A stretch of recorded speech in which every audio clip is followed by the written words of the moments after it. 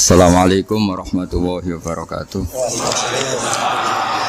Bismillahirrahmanirrahim. Rabbi shrah li sadri wa yassir li amri wahlul 'uqdatam min lisani yafqahu qawli. Allahumma shalli wa sallim wa barik ala habibika Mustafa Muhammadin wa ala alihi washabihi asma'in. Nama ba'du. Semua jajaran direksi dan komisaris Bank Mandiri yang saya hormati, utamanya Ibu Desi Wahyuni selaku pimpinan Semarang, Ibu Sulistriana selaku pimpinan Kudus, Bapak, dan di sini juga hadir Bapak Rosidi dari Mabes, Bapak Abdus Syakur dari Telkom, semua yang saya hormati. Ini kalau mempersiapkan ngaji kitab Kasyifatus Saja dikarang oleh Syekh Nawawi. Syekh Nawawi itu ulama top Indonesia yang hidup di Mekah, juga meninggal di Mekah. Dulu di antara kearifan buyut-buyut kami, leluhur kami, itu kalau cerita itu nggak apa-apa kamu mondok di Mekah di sana, tapi bawa pohon yang hidup di Indonesia.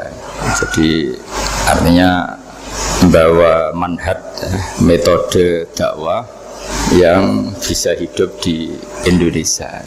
Ini penting kata Mbah Mun, karena wa ma arsalna min rasulin illa bilisani qaumi. Semua rasul diutus itu pasti sesuai kultur kaumnya. Saya punya sedikit cerita tentang kultur. Kultur itu nilai yang disepakati masyarakat, meskipun persepsi itu salah. Saya cerita sedikit tentang keunikan kultur. Nabi Yunus itu nabi. Di mana-mana nabi itu mengajak ke tauhid, ajaran yang benar ini. Dan dulu nabi itu nggak punya polisi, nggak punya densus, jadi nggak bisa nabi nyuruh yang nggak setuju tangkap, itu nggak bisa. Tapi punya Tuhan. Jadi kalau yang tidak percaya dakwahnya itu ancamannya adab. Dulu itu nggak ada polisi, nggak ada pengadilan, sehingga kalau ada kesalahan itu ancamannya itu akan turun apa? Adab, siksa itu. Sekarang kan kalau kita jadi pemimpin kan agak enak itu, punya keamanan, punya macam-macam lah. Singkat cerita, sudah dakwah sekian tahun itu umatnya nggak percaya kalau beliau seorang nabi, bahwa ajaran tauhid itu benar ya. Akhirnya cerita ini terkenal sekali, mungkin beberapa terputus ya, tapi terputus cerita ini saya ceritakan secara lengkap. Terus beliau cerita, ini waktu sudah lama saya dakwah, sudah lama saya sosialisasi itu tentang kebenaran, Anda tetap nggak iman ini 3 hari lagi pasti ada adab. 3 hari ada adab itu delalah masyarakatnya tuh kepikiran, jangan-jangan iya itu. Nah, ketika jangan-jangan iya itu diintip, rumahnya Nabi Yunus itu diintip, ya agak aneh. Diintip delalah orangnya nggak ada itu. Kalau Quran bahasakan abaqo itu minggat itu pergi nggak pamit ya. Itu bahasanya abaqo itu minggat. Meskipun kita tidak mungkin membahasakan Nabi itu minggat, tapi dibahasakan tindakan kan tidak mungkin karena nggak pamit itu. Jadi harus dibahasakan minggat itu. Quran sendiri bahasakan abaqo. Nah, cara berpikir masyarakat gini, kalau kampung ini mau dibalik sama Allah, mau ada adab, logikanya yang tahu akan ada adab itu pasti sudah pergi. Padahal Nabi Yunus pergi ini bukan karena takut adab, mangkel.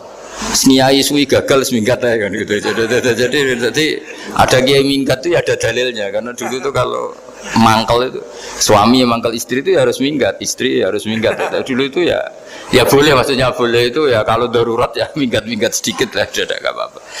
Nah, Nabi Yunus itu minggat tadi abaqo itu kalau dalam bahasa Arab pergi gak pamit ya. Kalau orang Jawa bilang minggat. Kalau itu sebenarnya saking mangkelnya, saking emosinya, beliau akhirnya meninggalkan kaumnya tanpa pamit. Tapi kaumnya itu menjadi tahu bahwa ini serius Yunus. Buktinya dia agak berani di kampung, berarti mau ada adab betul itu. Dan efek positif dari teori itu, teori kultur tadi, kalau ada adab pasti dia pertama yang lari. Kayak dukun itu. Kenapa kita tidak percaya dukun nomor itu?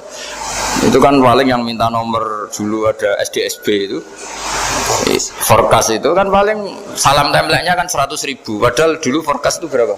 Kalau menang kan miliaran ya, juta. Itu untuk kultur kita agak percaya dukun kan, ngapain ngumpulin uang 100.000? Kalau dia tahu nomornya kan mendingan tombok sendiri gitu. Itu kan. Jadi orang itu mesti punya teori umum untuk membenarkan sesuatu atau membohongkan itu. Akhirnya umatnya Nabi Yunus itu iman.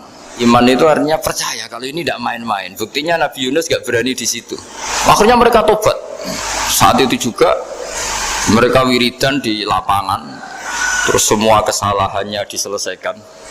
Sampai ada rumah yang sudah dibangun permanen karena di tanah tetangga dirobohkan saat itu juga. Bahkan ada batu yang dulu nyuri. 1-2 batu yang dulu hasil nyuri saat itu juga dirobohkan, dikembalikan sama penghuni. Hari itu semua kedoliman diselesaikan. Ini penting saya utarakan, jadi tobat itu tidak hanya istighfar. Kalau istighfar ribet, tobatnya orang punya utang terus istighfar gitu kan ribet. Kan ribet itu. Ada punya utang terus minta maaf itu kan ribet itu. Harus diselesaikan itu. Tobat diterima sama Allah. Batas akhir finish dari harusnya ada adab misalnya Senin, Selasa, Rabu, harusnya Rabu itu sudah kena adab, ternyata Rabu itu tidak kena adab. Nabi Yunus sebetulnya juga penasaran kampungnya itu kena adab tidak, dilihat dari jauh ternyata tidak, tambah kecewa dia. Jadi, wah ini saya kalau pulang pasti dibunuh karena saya dianggap pembohong. Di masyarakat situ ada aturan siapa yang bohong dibunuh, padahal Nabi Yunus ngumumkan nanti Rabu ada adab. Kira-kira gitu. Ternyata Rabu itu udah ada, makanya dia sudah di batas kampung kembali minggat lagi karena nanti pulang pasti dibunuh karena dia bohong. Ya akhirnya masyhur itu, terus dia ikut nelayan sekenanya, yang penting lari dari kampung, ikut nelayan sekenanya. Zaman itu, ini saya ulang lagi zaman itu. Nanti ini efeknya nanti ke tauhid. Zaman itu para nelayan tuh kayak sepakat. Kalau ada kapal atau perahu kok mau tenggelam, itu pasti ada yang minggat. Hanya minggat itu pergi tidak terhormat itu. Terus fasahama fakana minal mudkhadin. Nah, dulu itu orang sudah punya peradaban. Ini cerita kultur, sudah punya peradaban. Punya peradaban. Ya sekarang gini, kalau nyemplungkan salah satu kan tidak adil diundi. Ternyata yang keluar dia Nabi Yunus. Terus mereka tahu ini orang nggak pantas dikorbankan. Dan Nabi di mana-mana itu ganteng. Memang Allah itu punya sunat unik. Nabi itu harus paling ganteng di kampungnya.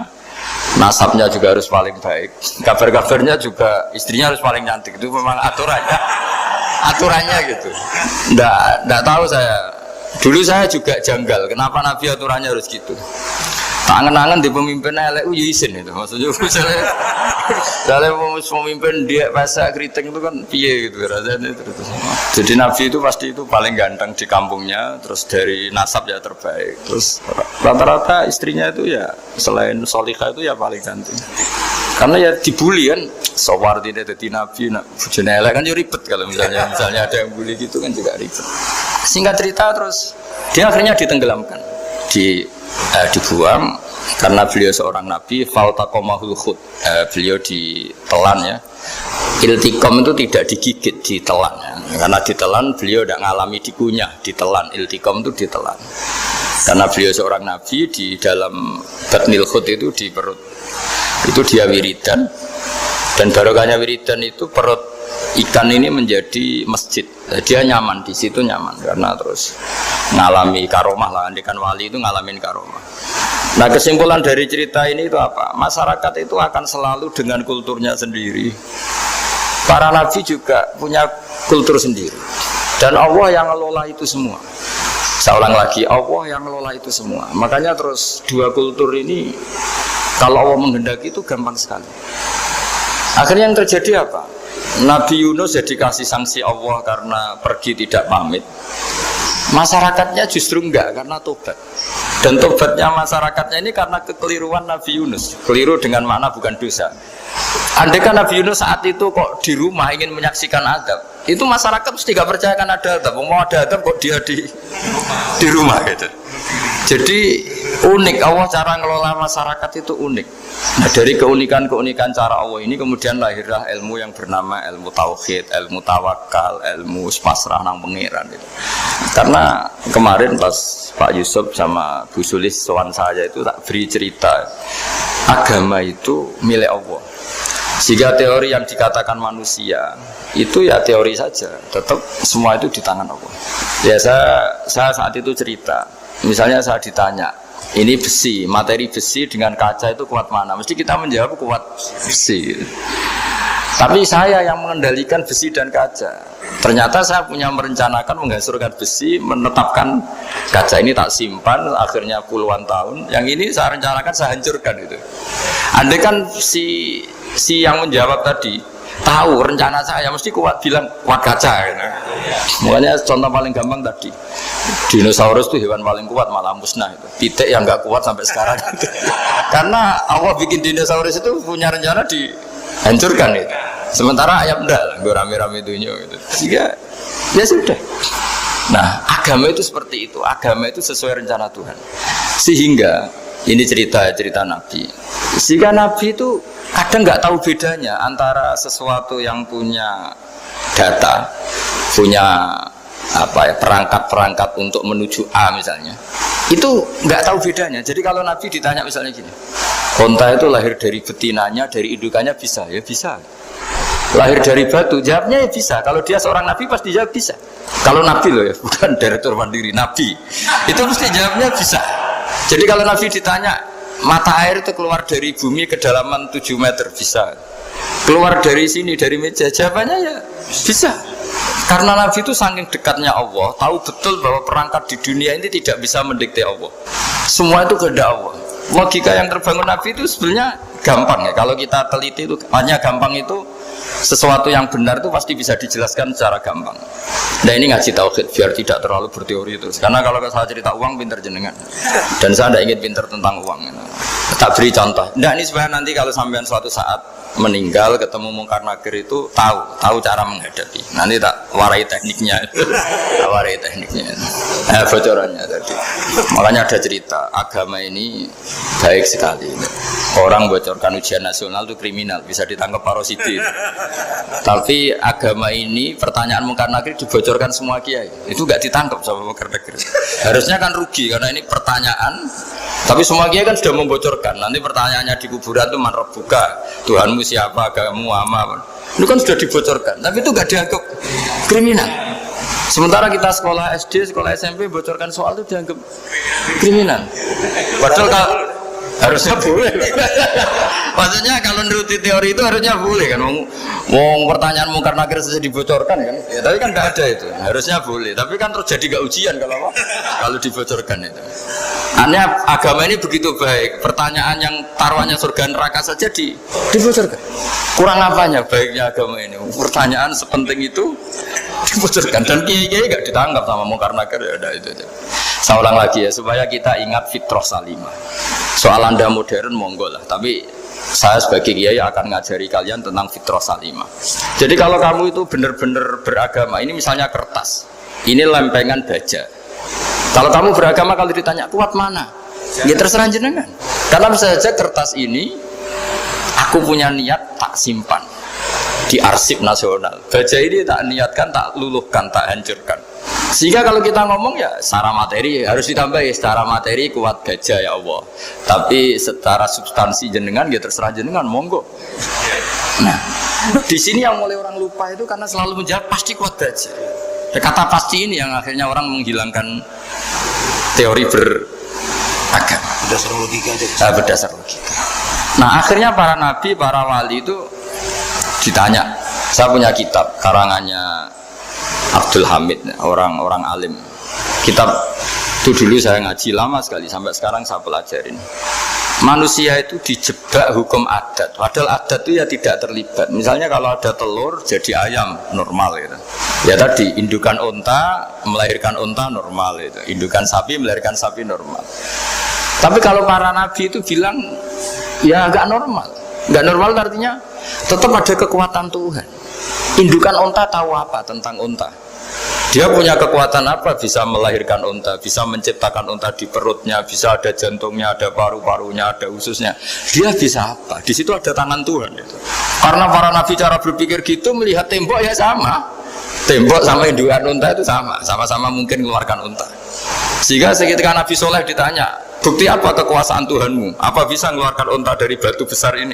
Jawabannya Nabi Soleh ya bisa, sebenarnya bisa.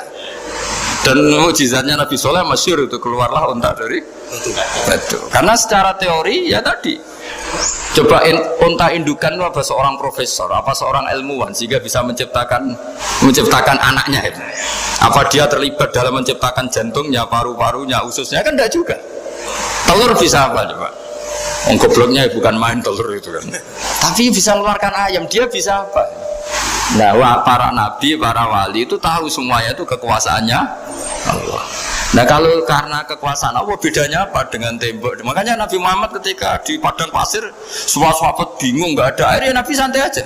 Ini gimana Nabi nggak ada air, nanti orang mati kehausan. Nabi ya santai aja. Kamu ingin air katanya? Iya. Nabi nunjuk apa itu ya sudah terus ada air. Ada yang keluar dari jemarinya, ada karena Nabi itu nggak tahu bedanya antara ini mungkin dan tidak mungkin, tuh nggak tahunya itu ya semuanya itu Allah. Kalau kamu kan nggak, wah daerah gini nggak mungkin ada air. Ini kan padang pasir. Air itu biasanya di daerah hutan gini malah berteori macam-macam. Seakan-akan tidak ada Tuhan. Jadi kalau orang nggak bakat wali pasti berpikirnya gitu. Makanya nggak wali-wali itu memang nggak bakat karena itu kan artinya menafikan kekuasaannya Allah kan. Seakan-akan Allah tidak mampu bikin air di situ. Tapi kalau Nabi santai aja. Makanya Nabi Ibrahim ketika mau dibakar ya santai aja. Menurut beliau api bisa apa? Jadi itu meskipun hukum adat dia selalu berjalan. Normalnya api ya membakar di padang pasir, normalnya ya nggak ada air. Normalnya batu ya nggak mengeluarkan unta. Tapi kamu jangan terjebak oleh keseharian yang Anda lihat. Tetap di balik itu ada kekuasaannya Allah Subhanahu wa Ta'ala. Nah, ini yang namanya iman. Dengan iman seperti itu nanti ketika kita mati itu ya santai saja. Ketika kita hidup ya tidak tahu oksigen itu apa masuk ke tubuh kita sistemnya kayak apa, jantung kita ada ikut bikin, paru-paru kita. Artinya zaman kita hidup pun sebenarnya kita tidak bisa ngelola kehidupan itu, tidak bisa. Nah kalau sama nggak bisa nanti setelah mati juga tidak bisa. Ya sudah, ketika kita hidup yang ngelola juga Allah, ketika mati juga yang ngelola. Bedanya apa? Nah, ini di sini terus kita dilatih inna sholati wa nusuki wa mahyaya wa mamati lillahi rabbil alamin. Tapi kenapa kita ragu terhadap kehidupan setelah kematian? Karena ketika kita hidup seakan-akan kita tahu cara hidup. Makanya Allah itu tersinggung betul ketika ada orang merasa bisa ngelola cara hidupnya. Makanya kata Allah kalau gojlok orang-orang yang kepedean itu, kalau kamu top, mbok jangan mati. Itu falaula in kuntum ghaira madinin tarji'unaha in kuntum shadiqin. Kalau kamu merasa top itu jangan mati. Di mana-mana mati itu tidak top. Falaula idza balaghatil khulqum wa antum khina idzin tanzurun. Mbok ketika nyawa kamu sudah sampai kerongkongan, kamu tarik lagi supaya kamu tidak mati. Mati itu tidak top. Katanya kamu top kok. Mati. Jangan mati, kalau top itu jangan mati, jangan miskin, jangan tua, jangan jadi jelek, pokoknya top terus gitu. Itu digosel sama Allah. Tapi orang itu lupa bahwa, nah ketika sehat begini kita seakan-akan ngelola kehidupan. Nah gara-gara merasa ngelola seakan-akan kalau mati lalu saya gimana ya kalau mati? Di kuburan ngapain ya? Terus kantornya gimana, kerjanya di mana? Ya tidak usah begitu. Pentingnya tauhid. Orang dilatih berpikir al-khalqul awal. Afa'ayina bil khalqil awal. Kalau dalam bahasa Yasin disebut kul yuhihal ladzi anshaha awwala marrah. Jadi agama itu orang dilatih membayangkan pertama hubungan kita dengan Allah. Misalnya manusia pertama itu siapa? Adam. Adam bisa berpikir, bisa berlogika, bisa jalan-jalan, bisa macam-macam. Tapi andaikan Anda jadi Nabi Adam, mesti melihat kekuasaannya Allah itu begitu nyata. Karena saya materinya dari tanah, ternyata saya bisa berpikir. Betapa kudrohnya Allah, kekuasaan Allah, tanah yang benda mati bisa berpikir. Sekarang jadi saya. Sehingga ketemu, kira-kira Nabi Adam kalau ketemu tanah itu ya, kalau mau maksiat, wah ini tanah ini pasti komplain. Nah di sini pentingnya beragama. Sehingga ketika Rasulullah ngendikan, jika kamu memperbanyak sholat, maka tanah-tanah ini bersaksi terhadap sholat kamu. Jika kamu maksiat, juga tanah-tanah ini menjadi saksi pemberat. Itu kamu tidak jagal sama sekali, karena manusia pertama yang bernama Adam yang bisa berpikir itu materinya dari tanah. Jika kita tidak janggal ketika tanah disetatuskan bisa bersaksi. Tapi setelah kamu berpikir tanah itu bisa dicangkul, bisa dijadikan berhala, dijadikan kendi, dijadikan macam, seakan-akan tanah itu ya benda yang tidak penting. Tapi Nabi itu beda dengan kalian. Nabi tahu betul tanah ini makhluk Allah yang bisa berpikir.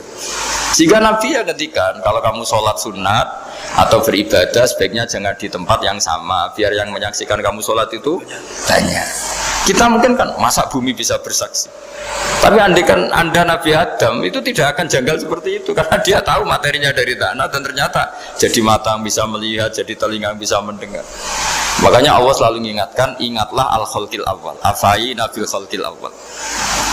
Karena khalqil awal ini yang menjadikan apa? Fitrah beragama yang baik. Sehingga ketika orang Yahudi bilang nggak mungkin Nabi Isa itu nggak anak zina, wong ibu kok tanpa bapak, anak kok hanya ada ibu tanpa bapak. Allah cara menjawab, inna masalah Isa indawohi kamasali ada. Jika kamu protes ada Isa karena tanpa bapak, ya protes dengan Nabi Adam, tanpa ibu tanpa bapak. Nah, ini diingatkan al-khalqil awal. Makanya Yasin bilang, Qul yuhyihalladzi ansaha awwalamar. Awwalamar itu kamu harus berpikir ketika hubungan kamu sendiri dengan Allah zaman sebelum ada semua. Jadi misalnya alam raya ini, bumi sebesar ini, masa suatu saat terus hilang, hancur, nggak berbekas. Ingat saja, bumi ini mulai dulu ya nggak ada. Diadakan oleh kekuatan besar yang super ada, yaitu Allah Subhanahu wa Ta'ala. Nah di sini kenapa faham-faham ateis itu hilang di dunia? Meskipun ada itu karena saking mungkin kurang peradaban. Makanya guru-guru kita mulai zaman Nabi Adam sampai sekarang itu cara berpikir sederhana. Bumi ini kadung ada. Di mana-mana sesuatu yang ada pasti disebabkan yang lebih ada. Kan nggak mungkin bumi yang ada kemudian penciptanya itu udah ada. Itu kan ngajak goblok bareng gitu kira-kira gitu. Mosok sesuatu yang ada disebabkan oleh sesuatu yang tiada. Maka guru-guru kita ngajari pertama sifat Allah itu wujud. Karena ini wujud super atau kausa prima, terus kiai bilang wajibil wujud. Wajibil wujud terjemahan bawahnya ya wujud super. Karena wujudnya Allah itu yang mempengaruhi ya semua alam raya ini, dia harus di depan. Masa yang menciptakan di belakang. Makanya terus disifati kodim. Kodim itu harus lebih dulu atau awal. Nah, makanya ketika Fir'aun ngaku Tuhan itu cara membatalkan Nabi Musa itu sederhana. Kalau kamu Tuhan berarti bapak kamu nggak ada Tuhan karena Tuhannya terlambat datang. Nah, itu langsung oh iya ya, kalau ya kan berarti bapaknya dia tanpa Tuhan, kan Tuhannya baru kemarin, atenya baru diurus, atenya baru diurus itu Tuhannya. Makanya Fir'aun itu akhirnya Nabi Musa punya pengaruh besar di kalangan punggawa Fir'aun. Karena ketika debat terbuka itu punggawanya dengar. Akhirnya mereka iman sama Nabi Musa. Ini disebut wa qala rajulun mu'minun min ali fir'auna yaktumu imana. Banyak yang diam-diam ini iman karena logika Fir'aun jadi Tuhan itu gak masuk akal. Yang benar adalah Tuhannya Nabi Musa. Nah orang-orang ini itu ya dibilang gak loyal ya pokoknya dia iman. Dan dia juga ikut rapat. Besok Musa tangkap. Karena mereka sudah iman sama Musa, terus sebelum eksekusi itu datang, ini datang ke Musa. Tadi malam saya ikut rapat, keputusannya Anda ditangkap mau dibunuh, jangan lari saja juga. Ya kan nggak bisa disebut pengkhianatan, kan ini orang baik. Jadi malamnya ikut rapat, besok Musa tangkap bunuh. Iya, Nabi Musa paginya sebelum di itu, Musa saya nanti malam ikut rapat dan keputusannya Anda ditangkap dibunuh, kamu lari aja sekarang. Nah kenapa iman? Karena logika yang dibangun Nabi Musa. Makanya ciri utama kebenaran itu bal naqdhifu bil haqqi 'alal batil fayadmaghuhu fa idza huwa zahid. Kebenaran sejati itu boleh diuji di mana saja. Dan Anda tidak usah khawatir kebenaran sejati itu kalah. Pasti menang. Kalau kebenaran itu kebenaran sejati pasti menang. Ya, di sini terus ada ulama-ulama kayak banyak lah, termasuk di Indonesia kayak Pak Quraisy, kayak yang nyaman saja anak-anaknya di luar negeri karena merasa kebenaran sejati itu tidak akan kalah. Sehingga ketika ada negara yang begitu maju, saya pernah ditanya sama orang yang kuliah di Inggris, di Swiss, Gus, saya ini kan orang Indonesia tapi pengagum negara Swiss, Swedia, negara di sana itu makmur, terus tertib. Bagaimana saya tetap mencintai Islam yang secara lahir itu kadang-kadang beberapa negara Islam itu kacau. Ada seorang mahasiswa tanya gitu, dia tanya cara ingat Allah, dia membela Islam kira-kira gitu. Terus saya berita, tak kasih tahu dia, ketika Anda muji negara-negara itu makmur, sejahtera, itu sebetulnya tetap utang jasa terbesar itu sama Tuhan. Pejabat bisa apa ketika Allah misalnya nggak bikin air? Negara bisa apa misalnya ketika Allah itu nggak bikin oksigen? Tetap semua ketertiban itu karena kehendak Allah. Berarti utang jasa kamu di negara manapun tetap sama Allah, bukan pada yang lain. Bahwa ada hukum sosial manusia, oke lah, kedua, ketiga, dia harus terima. Hanya dia sadar. Nah, masalahnya kita ketika di negara yang makmur gitu, pikiran kita, oh, presidennya hebat, menterinya hebat, tata sosialnya hebat. Oke, gak apa-apa, muji manusia itu gak apa-apa. Tapi tetap itu semua di bawah muji Allah Subhanahu wa Ta'ala. Ada air begini ciptaan Allah, ada oksigen sehat ciptaannya Allah. Sehingga muji pertama itu kepada apa artinya kehebatan manusia ketika ada gempa besar, ada likuifaksi, ada macam-macam. Nah, maksud saya ngaji di sini ingat Allah itu dengan cara seperti itu. Sehingga ketika kita hidup di negara manapun ya utang jasa pertama pikiran kita sama Allah Subhanahu wa Ta'ala. Tapi kalau enggak, kamu terjebak hukum adat tadi. Di mana-mana ayam itu yang mengeluarkan telur, telur mengeluarkan ayam. Nggak bisa batu ini mengeluarkan ayam. Keliru kamu.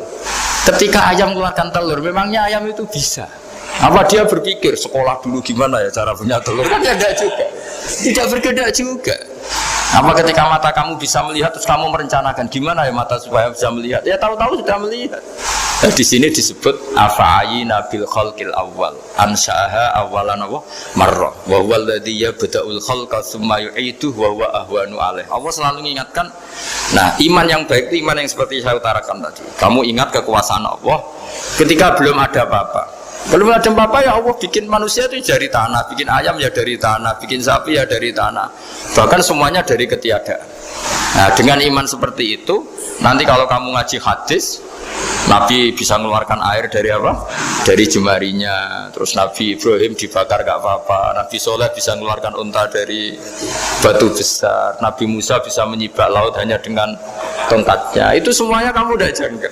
Karena tadi ingat bahwa kekuasaan Allah itu tidak terbatas.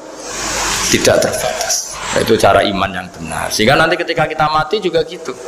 Ketika kita hidup ya tidak bisa ngatur jantung kita, paru-paru kita. Pasti sama lah. Setelah kita mati juga gak bisa ngatur. Yang hanya ngatur Allah Subhanahu wa Ta'ala. Hidup kita dalam kendali Allah, mati kita dalam kendali Allah. Ya sudah, terus kita mati ya nyaman saja. Saking nyamannya itu orang-orang soleh kalau mati itu jarang berdoa. Bukan karena apa-apa. Kalau berdoa itu resikonya kan gini, mustajab dak ya, dikabulkan dak gitu. Itu menjadikan setan punya peluang masuk diganggu.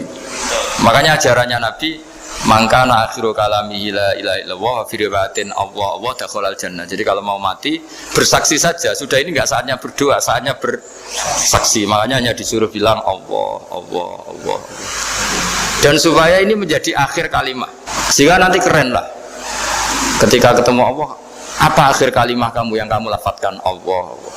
Jika di kitab-kitab diterangkan, ketika orang tua kamu mau mati sudah bilang Allah, jangan tanya catatan hutang di mana ya, tabungannya di mana ya.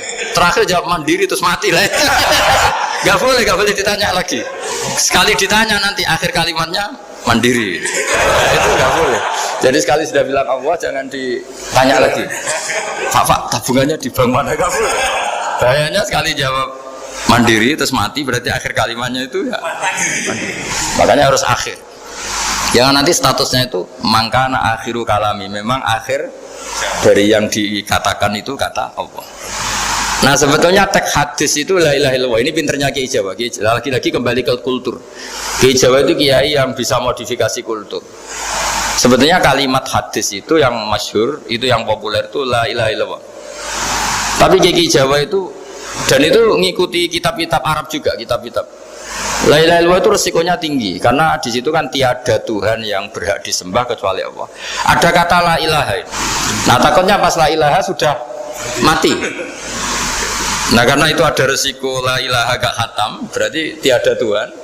Nah, sehingga karena ini dianggap riskan, ya terus Kiai Jawa ngajari sudah lah, gak usah kepanjangan ya sudah Allah. Jadi itu sudah agak-agak rekayasa lah, agak-agak istihad itu. Maksudnya istihad itu sebenarnya teks panduannya itu la ilaha illallah.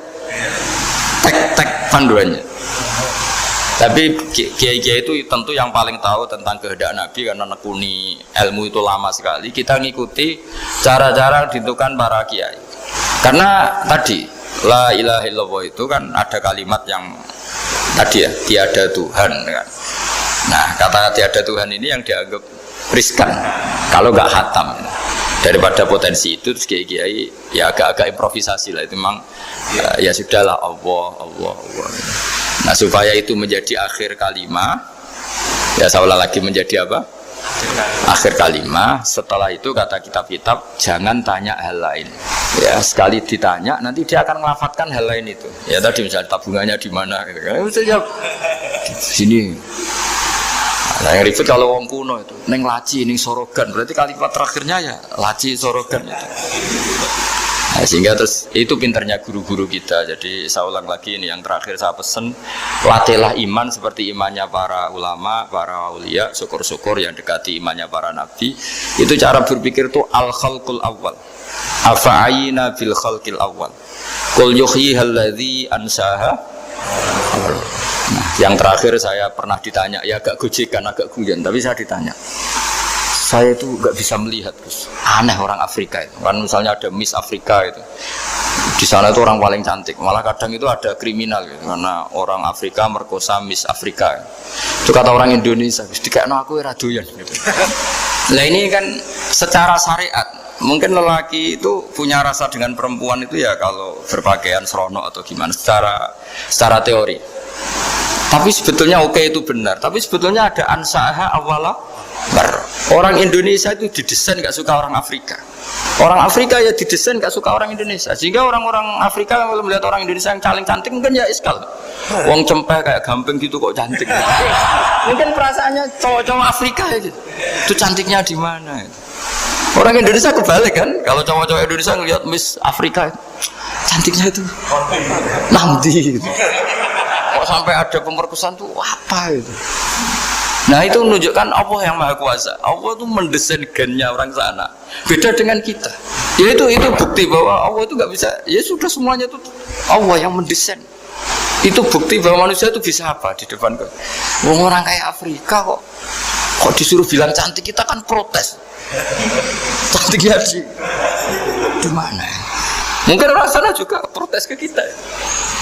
Orang Jawa cempeh itu kok cantiknya dia. Itu orang-orang Indonesia kalau melihat bule cantik itu kan ketemukan janggal. Orang-orang Jogja, bule wayune nanti gitu. Kulitnya gitu kan sama mereka juga bilang kita mungkinnya seperti itu. Itu namanya didesain ansyaha awal apa? Mar, sudah memang desainnya seperti itu. Nah di sini supaya kita ingat.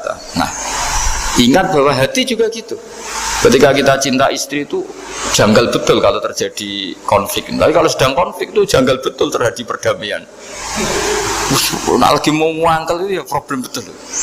Nah ini di sini pentingnya iman. Orang terus disuruh berdoa ya muqallibal qulub tsabbit qalbi ala dini. Karena kita tidak tahu cara berpikir. Ada perempuan cantik sering merengut, pecintanya ya banyak. Dianggap pemikir serius. Tapi kalau baru gedeng namanya ya merengut, bukan pemikir. Orang senyum itu kita senang gitu. Tapi kalau baru gak senang, murahan guya-guyu. Itu jadi manusia itu unik. Hanya sama, tapi cara analisis beda. Tinggal sedang senang apa enggak. Lucu kan? Ada orang anteng di rumah itu kalau lagi seneng ya, oh itu anteng nggak banyak ngeluyur. Tapi kalau nggak seneng, seneng ngomong ya nganggur. Nah, itu kita tidak pernah tahu. Kita simpulkan apa itu tidak pernah. Makanya wisata pernah ada orang wisata datang ke sini tak nasihatin. Orang wisata itu kan seneng di kampung-kampung yang terbelakang gitu, melihat orang manusia pohon, melihat apa. Terus saya bilang, itu kan kasihan kan, masa manusia jadi objek. Bahkan bayangannya ya kalau mereka jadi modern jadi gak menarik kan. Padahal kita yang orang pendidikan kan inginnya mereka terentas lah dari kultur itu.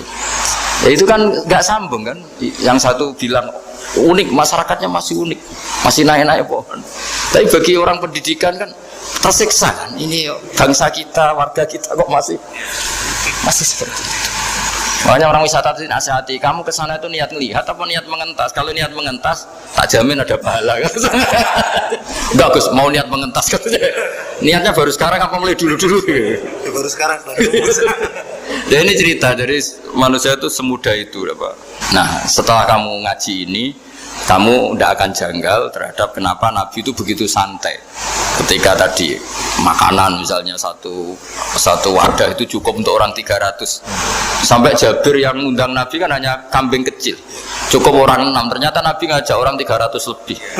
Tapi Nabi bilang ya sudah semuanya makan cukup. Kata-kata Nabi kan Zaman dulu belum ada beras, belum ada semua. Allah itu bisa kok mengenyangkan malaikat tanpa makan gitu.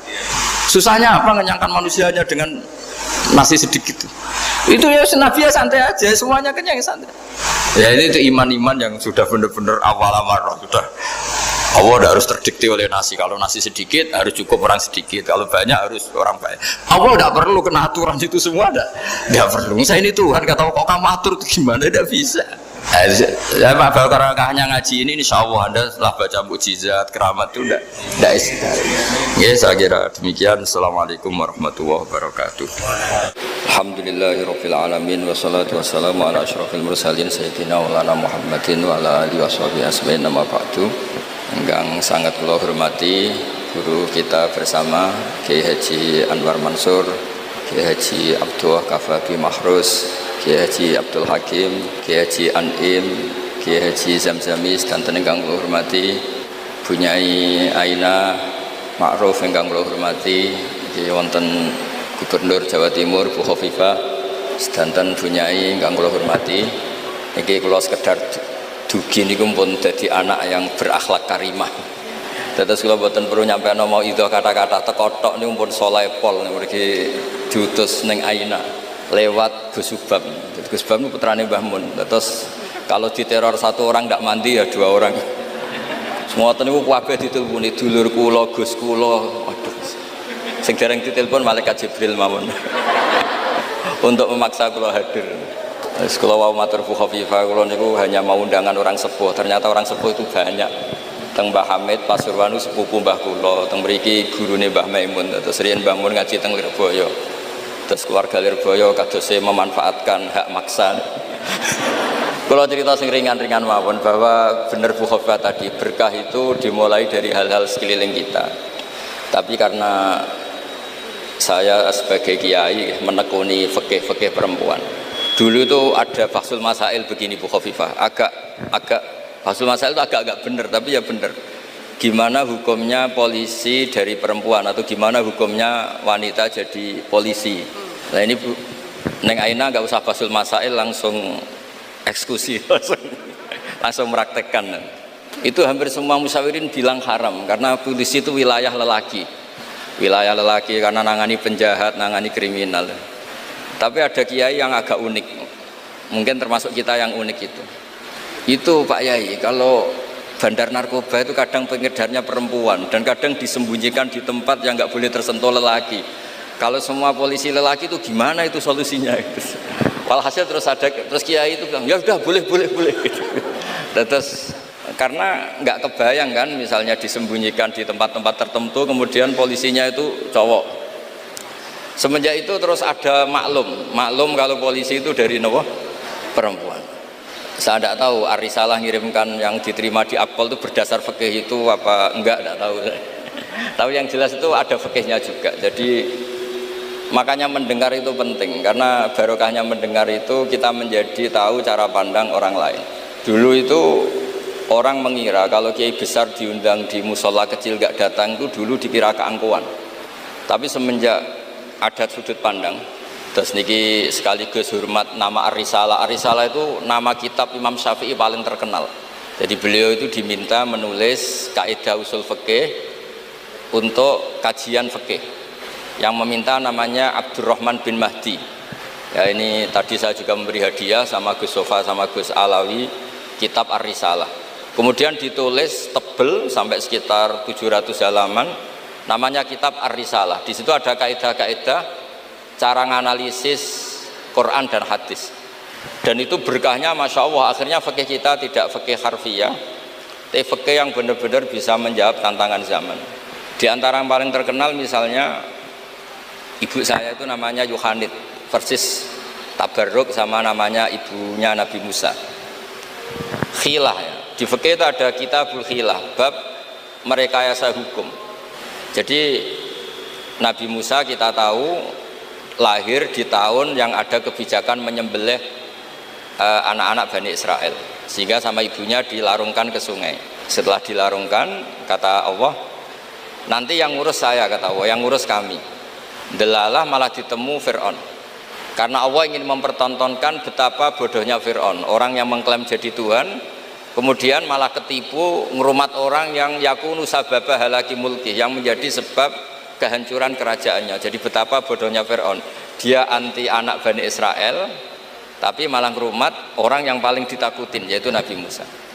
Setelah itu Nabi Musa kecil disusui siapa aja nggak mau.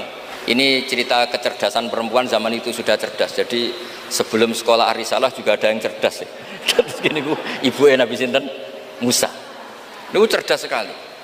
Dia minta saudaranya supaya meneliti ini larungan Nabi Musa sampai mana. Singkat cerita ngerti kalau itu ditemu Fir'aun. Ketika cari perempuan yang menyusui, tidak ada yang mau Nabi Musa. Wa harramna 'alaihil maradi, semuanya menolak. Singkat cerita, saudaranya ini bilang, hal adulluka ala ahli baiti yakfulunahu lakum. Ini saya tunjukkan keluarga yang mungkin susuannya pas dengan Nabi Musa, dengan Musa kecil. Pengawal-pengawal Fir'aun itu curiga, loh kok tahu? Sebab itu untuk menghilangkan menghilangkan curiga, dia bilang, tapi mintanya bayaran itu tinggi. Jadi berkahnya minta bayaran itu malah dikira ini benar-benar orang lain, karena kalau ibunya sendiri pasti tidak minta bayaran. Jadi ini cerita. Jadi mulai dulu perempuan itu pintar ngerekayasa. Ya agak ruwet nih. Jadi kita ini partai-partai yang kalah sama ibu, kalah sama apa saja lah, sama Bunyai. Kalau santri ditanya takut mana Bunyai sama Pak Yai, mesti jawabannya takut Bunyai. Itu ijma, itu sudah ada ijma. Karena kiai itu lebih sabar itu.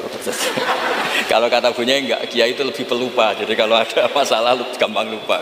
Akhirnya karena bayar itu terus enggak curiga. Enggak curiga kalau itu ibu aslinya Nabi Musa. Akhirnya ibunya Nabi Musa dapat dua nikmat. Dia ketemu putranya, sekaligus dapat uang dari Fir'aun.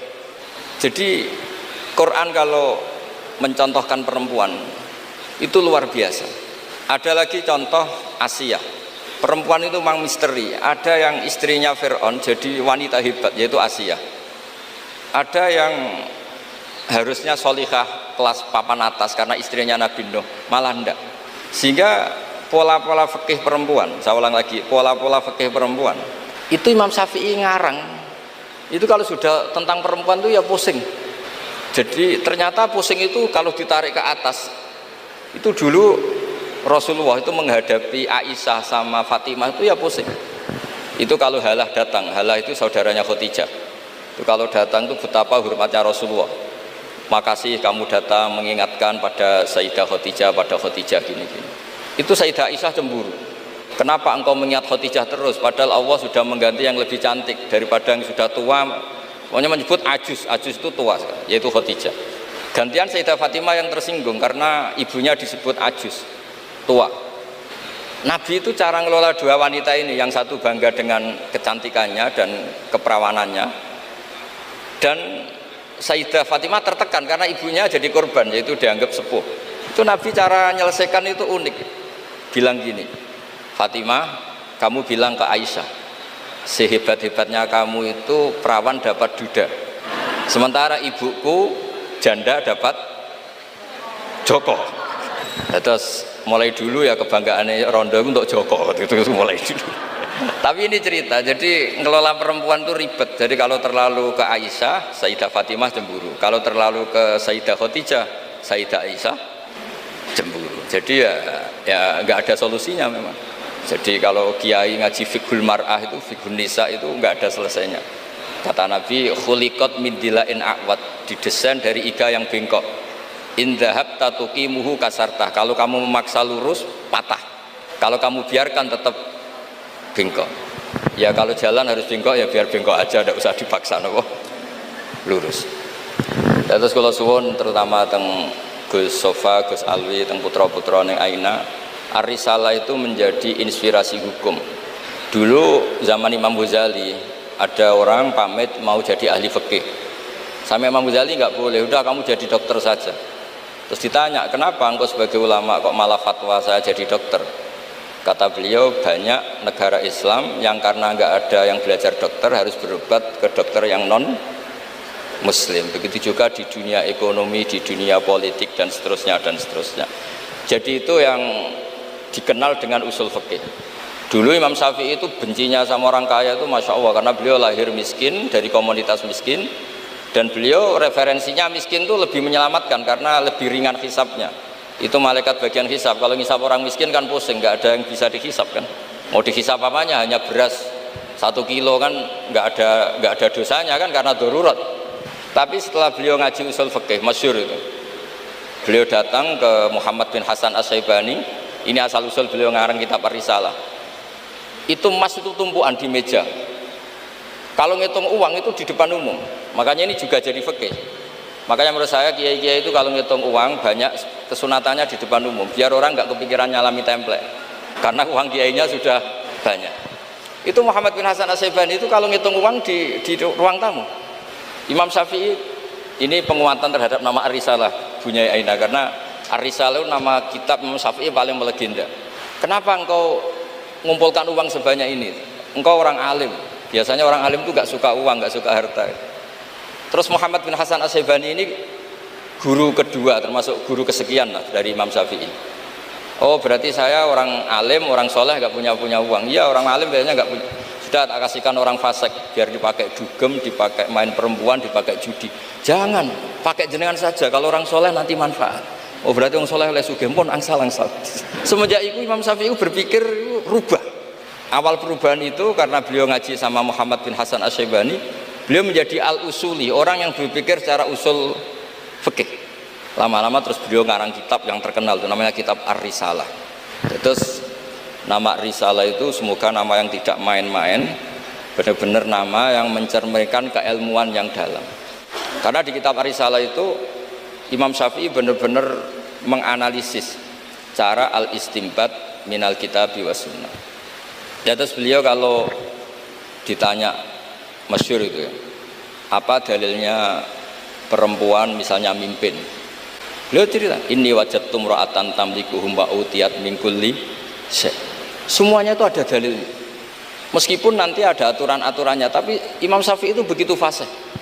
Dan ini bisa kita lihat kalau kita belajar kitab Ar-Risalah, karena logika yang dibangun kayak tadi. Boleh nggak perempuan jadi polisi? Pertama pilihannya pasti tidak boleh, karena ada wilayah-wilayah yang ekstrim, takut diperkosa, takut mengalami pelecehan seksual macam-macam. Tapi ketika pertanyaannya dibalik, ketika kejahatan ada yang bentuknya nyuwun sewu pemerkosaan dan harus dites, terbukti tidak diperkosa apa-apa. Terus kalau polisinya lelaki semua itu gimana ya? Begitu juga dokter kandungan, dulu itu geger, dokter kandungan itu boleh nggak dari lelaki, geger. Tapi setelah Basul Masaili didatangkan dokter kandungan, itu dari 10 yang tes, itu yang lulus lelaki semua, yang perempuan nggak lulus. Karena ketika melihat pendarahan, si perempuan ini kaget terus pingsan. Akhirnya yang dablek-dablek ini yang lulus jadi dokter. Nah, akhirnya terus mulai ahli fikih itu mikir dari penjelasan tadi. Apalagi kalau menunggu lama, terus jaraknya jauh, dia harus ke tempat prakteknya malam-malam. Kan kadang bayi juga mintanya lahir 1:30 dini hari. Nah, itu kan juga repot itu kalau singkat cerita akhirnya mau tidak mau ahli fikih ini mendengar dengan kondisi-kondisi seperti itu. Lagi-lagi jawabannya di kitab Ar-Risalah. Jadi kitab Ar-Risalah itu kitab di mana Imam Syafi'i itu berargumen. Sama seperti tadi, kiai besar diundang di musola kecil itu kalau nggak datang, dulu dianggap sombong. Mentang-mentang sudah besar diundang musola kecil nggak mau. Tapi setelah ada fikih itu, pikirannya dibalik. Wong jatah kiai cilik kok dijupuk yo gitu. Nah itu kalau toko-toko besar boleh di kampung-kampung kan kasihan yang ibu-ibu pedagang. Nah sekarang kalau kiai besar, payune kiai desa pendak manakipan ae sing kiyaine teko, kiai gede. Apa dadi lakone ra sida kan begitu. Wong saya berkali-kali ngalamin tuh, kalau saya nggak datang di acara-acara gitu, mesti kiai kampungnya matur nuwun Gus jenengan gak teko. Muga ya karena mereka jadi lakon kalau saya datang kan mahjub. Nah itu kan terus jadi mindset fikih juga. Ternyata cara pandang, oh nak teko kiai yang sopan, kiai gede kok diundang nemu musola cilik teko. Itu mungkin kata orang banyak seperti itu, tapi tanyakan kiai RT itu. Sopan opo? Jupuk rezekine wong kan begitu. Nah, fikih-fikih seperti ini itu adanya di kitab Ar-Risalah itu. Jadi Ar-Risalah itu kitab yang luar biasa. Jadi berkali-kali kalau matur sudut pandang itu harus kuat ya, sudut pandang itu harus kuat ya. Tadi misalnya Imam Sya'roni dulu itu Ditanya, kenapa engkau sekarang suka jadi orang kaya padahal dulu Anda senang jadi orang miskin? Beliau cerita ada ulama ditanya seperti itu terus ngendikan li'afuza biladzatil khitab, supaya saya kalau ada khitabnya Allah itu tidak ngenes. Khitab apa? Wa anfiqu fisabilillah, kamu harus berderma di jalan Allah. Uang saja tidak punya kok disuruh berderma, supaya kalau baca Quran itu tidak ngenes teman-teman itu. Misalnya wajah itu bi amwalikum, saya tidak punya harta. Nah, ya semuanya walhasil saya minta lah, baru karena kitab Ar-Risalah itu yang miskin dia seneng karena nanti tidak ada hisab, yang kaya juga seneng karena lebih manfaat pada orang banyak, yang nggak jabat ya seneng karena meringankan hisab, yang jabat seneng karena pahalanya banyak karena ngurus orang nopo banyak. Kalau nu aslinya terkenal itu bukan seneng, nanti saat ini kalau bukan nanti ngurus median bukan nanti, pasrah pangeran sebuah urusan. Tapi dongo menolak itu bukan wani kalau pangeran. Mereka engko nak sing wong carane ngaji gratisan nggih liwat wong koyo kula-kula ngeten iki. Karena kalau yang terkenal itu semuanya matre, itu juga repot umat. Tapi nak kula terkenal kula yo repot. Wis la haula wala quwata illa billah wa hasbunallahu wa ni'mal wakil. Jadi kula suwun niki memang diminta ngaji ilmiah nggih. Kula minta pondok ini harus menjadi pondok ilmiah. Yaitu misalnya ada dokter yang muslim, muslimah, soleh, solihah, anggap saja itu awal dari praktek islami di dunia apa? Kedokteran. Misalnya di kepolisian juga sama, di birokrasi juga sama, karena berkahnya hidup itu kalau dikawal orang soleh. Wa maka nawau li'adzibahum wa anta fihim. Komunitas yang tidak soleh, ada satu saja yang soleh. Soleh itu bisa materinya karena soleh, kayak para habaib atau Rasulillah, atau soleh karena perilakunya, atau soleh karena keinginannya.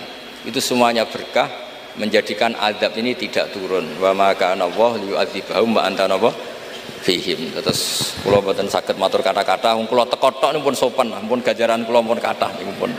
Kula nak ngaji di rumah pakai kitab itu bisa 2 jam, bisa 3 jam. Tapi kalau ngaji seperti ini itu kan koyok kedikte gitu. Temanya diatur, jamnya diatur.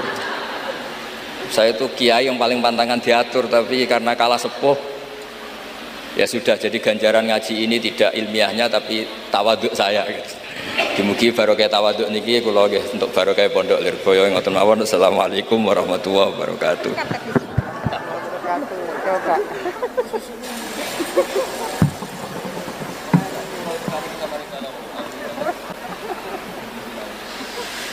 Padahal ibu-ibu dan pemirsa ini berharap masih 2 jam lagi ya Bu. Mohon izin Nyun Sewu Gus Baha. Ini kita akan memberikan kesempatan kepada ibu-ibu nyai yang akan bertanya.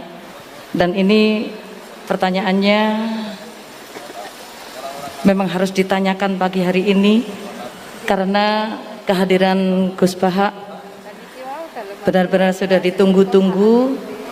Sepertinya bisa dimulai dengan pertanyaan yang pertama. Sinten monggo. Nggih, monggo. Assalamualaikum warahmatullahi wabarakatuh. Gus badhe nyuwun pirsa, di era milenial ke para ibu-ibu, para emak-emak yang biasanya pun ibu-ibu sak menika arane emak-emak. Yang pada waktu masa lalu dereng mengenal dereng mengenal dan memahami perkembangan ilmu pengetahuan dan teknologi seperti saat sekarang, kadang-kadang merasa bingung. Ibu-ibu merasa bingung menghadapi tantangan pendidikan di masa sekarang ini. Peserta didik sekarang dituntut paham dan bisa mengoperasikan perangkat multimedia sosial supaya tidak tertinggal oleh perkembangan pendidikan yang sekarang ini perkembangannya sangat pesat. Sementara di sisi lain banyak informasi kurang mendidik yang bersumber dari perangkat multimedia tersebut. Ngeten Gus, ibu-ibu menika kadang-kadang bingung.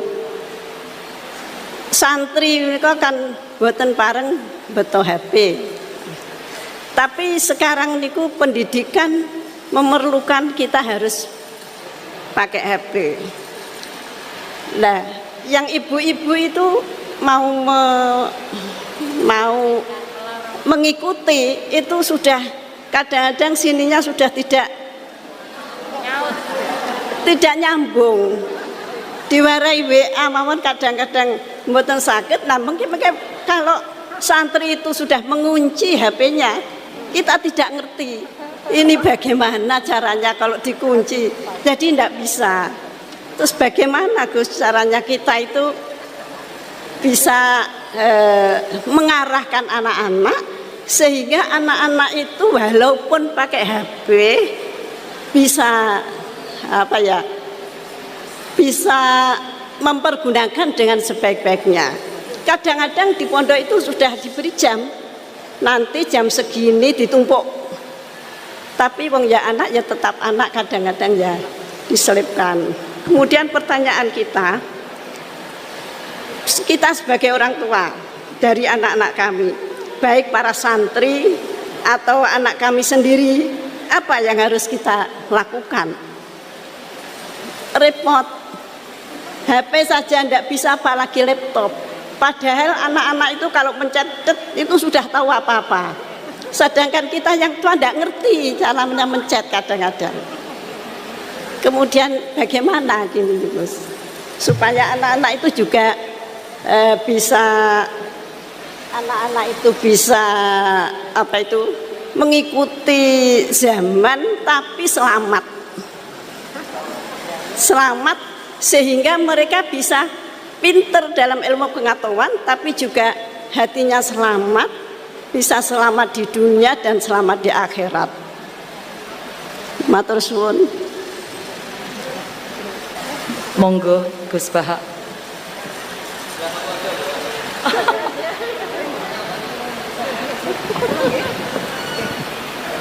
Sinten kula? Nggih. Ingkang utus Gus Bahak kula boten wantun nolak nggih. Assalamualaikum warahmatullahi wabarakatuh. Gus, sekarang di pesantren-pesantren itu banyak para ibu nyai yang memiliki peran lebih besar dalam mengasuh para santrinya dibandingkan peran Pak Yai.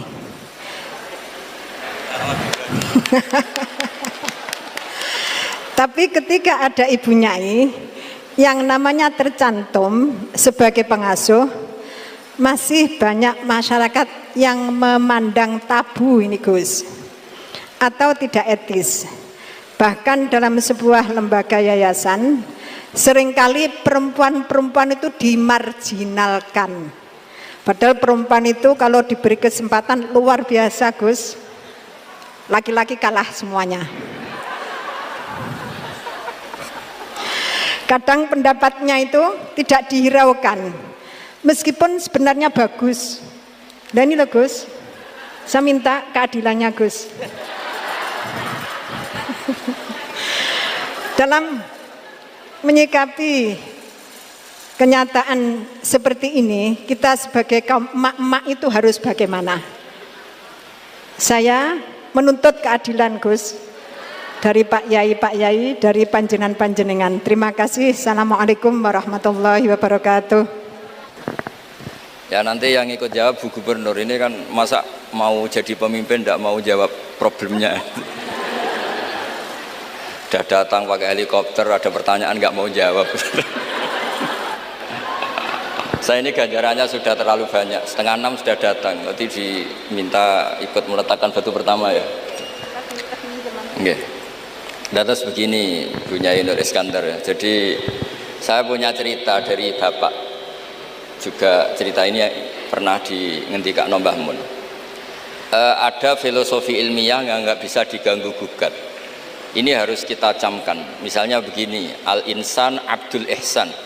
Manusia itu pasti mudah diperbudak atau dikalahkan oleh kebaikan.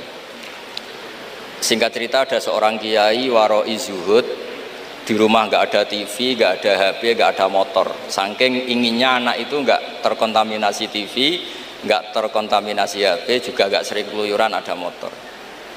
Tapi apa yang terjadi? Anaknya ini malah pertama punya HP atau memakai HP dipinjemin temannya, kebetulan temannya itu tidak sholat.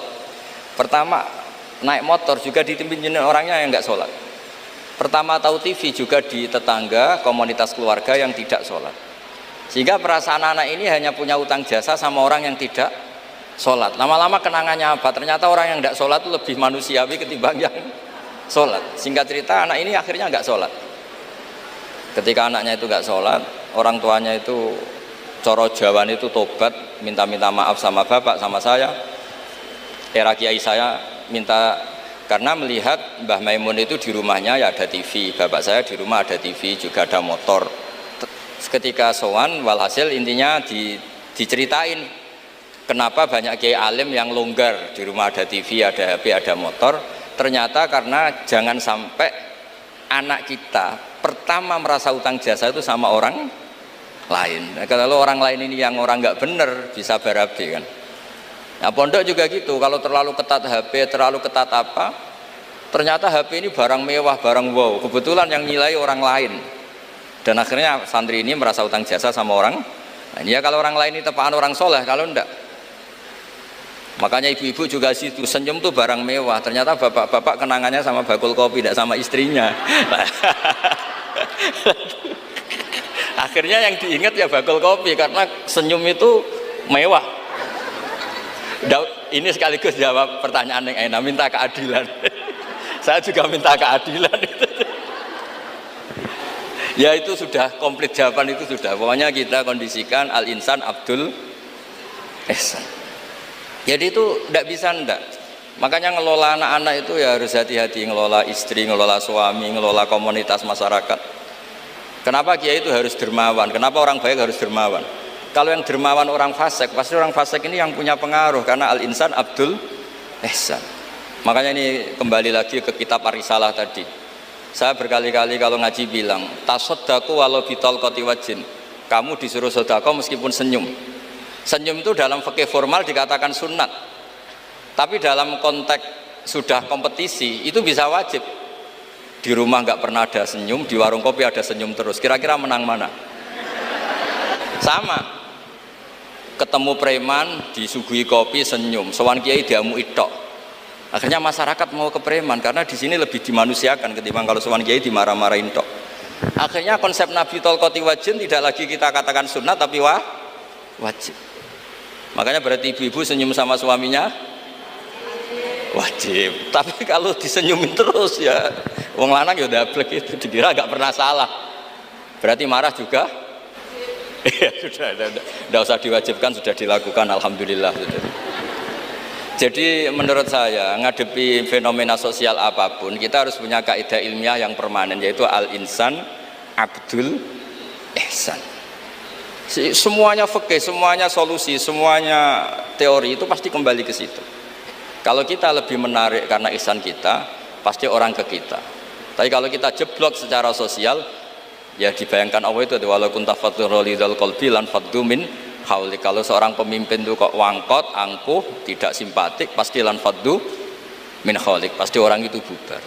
Jadi itu jawaban umum, tapi insya Allah menjadi solusi untuk ngelola anak kita. Saya sampai sekarang itu ya biasa ngedusi anak saya, jalan-jalan sama anak saya, supaya utang jasanya anak itu sama orang tuanya. Istri saya itu keluarga Sidogiri. Itu saya pernah bilang, kalau anak saya minta uang jajan meskipun saya tidur agar dibangunin oleh anak saya. Kata istri saya kan, yaitu nanti melatih tidak sopan. Tapi akhirnya saya beri penjelasan secara ilmiah. Yang wajib jajan anak itu orang tuanya, jangan sampai ganggu mbak-mbak atau kangkang. Sehingga korbannya ya harus saya, bukan orang lain. Jadi kita harus kadang-kadang lebih bicara ilmu ketimbang akhlak. Apa artinya anak kita berakhlak sama orang tua, tapi anak kita pas mau jajan ngel-ngel orang lain. Nah hal-hal seperti itu supaya apa? Anak kita punya kenangan, saya bisa jajan karena bapak saya bisa jajan karena dituruti bapak saya.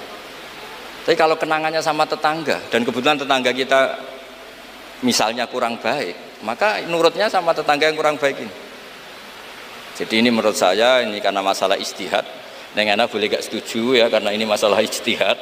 Tapi harus setuju, satu-satu diundang kok ora dituruti fatwane kan. Tapi jelas kaidahnya itu tadi pegang, al-insan abdul ihsan. Sehingga kita bisa ngelola gimana orang-orang baik itu berjasa. Makanya ngendikane Rasulullah sallallahu alaihi wasallam masyhur itu, inna hadatin irtadaituhu li nafsi wala yusliha li hadatini illa sakha wa husnul khuluq. Agama ini sudah final. Cuma yang bisa mengawal agama ini hanya dua, yaitu dermawan dan husnul khuluq. Jangan sampai orang lain yang enggak benar lebih berempati, lebih dermawan, sementara yang soleh kurang dermawan atau kurang empati, sehingga kompetisinya orang soleh ini kalah. Ya, saya kira demikian. Ini mohon terakhir, mohon assalamualaikum warahmatullahi wabarakatuh. Oke, baiklah teman-teman, jadi itulah reaction ngaji kita bersama dengan Kiai Haji Bahodin Nur Salim atau Gus Baha, yang mana Gus Baha kali ini itu ada ngaji bersama dengan Bang Mandiri dan juga bersama dengan Bu Hovifah serta Mbah Kiai Anwar Mansur. Dan ini ada dua video yang kita gabungkan menjadi satu ya teman-teman. Di antara beberapa pilihan judul yang kita buat yaitu Rahasia Talqin Kubur dan Keajaiban Nabi Yunus, ngaji Gus Baha bersama Bang Mandiri. Kemudian Gus Baha mengapa soal ujian kubur boleh dibocorkan, dan rahasia menghadapi istri cerewet, serta logika tauhid Gus Baha bongkar teori kultur Nabi Yunus, dan cerita Bu Hovifah, cerita lucunya Bu Hovifah yaitu ketika datang ke acara haul beliau memakai helikopter, dan ini digojok oleh Gus Baha. Kemudian Gus Baha terbaru rahasia tahiyat, syafaat Rasulullah, dan cara menghadapi perempuan. Nah teman-teman, Gus Baha ngaji terbaru membongkar rahasia teori kultur, keajaiban tauhid, hingga makna mendalam at-tahiyat. Assalamualaikum warahmatullahi wabarakatuh. Selamat datang di channel kita ini teman-teman, channel Ngaji Nahdlatul Ulama. Video kali ini merupakan rangkuman reaction ngaji bersama dengan Kiai Haji Bahodin Nur Salim atau Gus Baha dalam dua sesi yang spesial, kajian bersama Bang Mandiri Kudus, serta yaitu tentang kisah Nabi Yunus, dan juga mengenai haul Mbah Hamid Pasuruan yang membahas mengenai kemuliaan Rasulullah Muhammad SAW serta faidah sholat dan serta keajaiban at-tahiyat. Gus Baha menjelaskan dengan sangat jernih bagaimana Allah mendesain kultur dalam beragama, rahasia dibalik talqin kubur, hingga kisah-kisah penuh hikmah yang dibalut dengan humor khas beliau. Pada poin utama kajian di sesi pertama yaitu rahasia Nabi Yunus dan teori kultur, serta rahasia talqin. Dalam sesi bersama Bang Mandiri, Gus Baha menekankan pentingnya berdakwah sesuai kultur. Dakwah dan kultur itu harus dipadukan. Belajarlah di mana saja, tapi bawalah ilmu yang bisa tumbuh di Indonesia. Ini sesuai dengan budaya setempat Indonesia. Jadi ketika berdakwah ya harus sesuai dengan kondisi sosial di situ, di mana ada, ketika kamu ingin menguasai suatu kaum maka kuasailah bahasa kaum tersebut. Kemudian kisah Nabi Yunus alaihissalam mengupas teori kultur saat beliau ditelan ikan paus atau ikan nun, dan bagaimana Allah mengatur keimanan suatu kaum. Kemudian ada logika talqin kubur, mengapa membocorkan jawaban mungkar nangkir malaikat mungkar nangkir itu boleh ya, diperbolehkan dalam Islam. Ini adalah bentuk kasih sayang Islam ataupun kasih sayang Allah kepada kita semua. Ujian yang sebegitu sakralnya saja tetap dibocorkan, dikasih tahu dulu gitu kisi-kisinya. Kemudian mengenai kebenaran absolut, menghadapi kematian dengan tenang karena keyakinan penuh pada sifat zat Allah yang terkandung dalam asmaul husnanya Allah Subhanahu wa taala. Itu merupakan rahasia kita untuk bisa mati dengan tenang. Kemudian ada tauhid dan logika memahami eksistensi Allah melalui awal mula penciptaan, yaitu ada Nabi Adam dan Nabi Isa. Ketika Nabi Isa itu diciptakan tanpa adanya bapak, Nabi Adam malah tidak ada bapak, tidak ada ibu. Nah ini pentingnya. Jika Nabi Isa dijadikan Tuhan karena itu, maka bagaimana dengan Nabi Adam? Itu kan jauh lebih luar biasa lagi. Nah itulah eksistensi Allah melalui awal mula penciptaan. Kemudian poin utama kajian di sesi kedua, rahasia at-tahiyat dan syafaat, di mana dalam acara haul Mbah Hamid, Gus Baha membahas mengenai mana ibadah bersama dengan Mbah Yai Anwar Mansur dan juga ada Bu Hovifah tentang faidah tahiyat. Duduk tahiyat itu sama dengan sowan langsung pada Rasulullah dan menziarahi seluruh wali Allah. Kemudian ada negosiasi para wali. Kelebihan waliullah adalah selalu menegosiasikan kemudahan bagi umat melalui rahmat Allah. Nah ini selain Rasulullah yang mempunyai sifat sangat mementingkan umatnya, para waliullah pun juga sama, yaitu mencarikan dalil atau menegosiasikan suatu hal yang berkaitan dengan ibadah itu agar ibadah yang paling mudah bisa dilakukan oleh umat. Kemudian ada keistimewaan Rasulullah, yaitu perbedaan mendasar pertemuan Allah dengan Nabi Muhammad dibandingkan dengan pertemuan Allah dengan Nabi Musa alaihissalam. Tentunya sangat berbeda nggih teman-teman, karena Nabi Muhammad itu yang meminta itu Allah, sedangkan Nabi Musa itu yang meminta ya Nabi Musa sendiri. Kemudian ada kisah unik dan humor cara Rasulullah menghadapi kecerewetan Sayyidah Aisyah hingga gojlokan lucu Gus Bah tentang menghadapi perempuan. Nah, ini termasuk salah satunya gojloki Bu Khofifah, dan ini apresiasi juga untuk Bu Khofifah. Dan ada beberapa kajian ini menegaskan bahwa Islam itu bukan hanya soal hukum yang kaku, melainkan tentang logika akal yang sehat dan rasa yang nyaman atau tumak ninah dalam menjalani takdir Allah. Kalau kita ridho dengan takdir Allah, maka Allah akan ridho pada kita. Gus Bah mengajarkan kita untuk selalu optimis mengharapkan rahmat Allah, karena rahmat Allah itu tidak terbatas baik di dunia maupun di akhirat. Itu saja teman-teman, semoga menjadikan kita sebagai penerima ilmu yang manfaat dunia akhirat untuk kita semua. Semoga ini menjadi ilmu yang manfaat dan juga amal jariah bagi Gus Bah yang bisa berkah dan berkahi untuk kita semua. Teman-teman, kita doakan bareng-bareng semoga Gus Bah senantiasa sehat, panjang umur, diberkahi kesempatan untuk terus-menerus memberikan keilmuan-keilmuan yang baik kita semua, serta semoga kita bisa istiqomah ngaji bersama dengan Gus Bah dan para ulama-ulama dan tutur ulama lainnya. Itu teman-teman, dukung terus dakwah kita di channel ini dengan cara like video ini, subscribe di channel ini, dan juga share ke teman-teman yang lain. Bagikan deh teman-teman biar semakin banyak yang mengaji dengan Gus Bah. Itu saja, terima kasih, mohon maaf banyak kesalahan. Wassalamualaikum warahmatullahi wabarakatuh.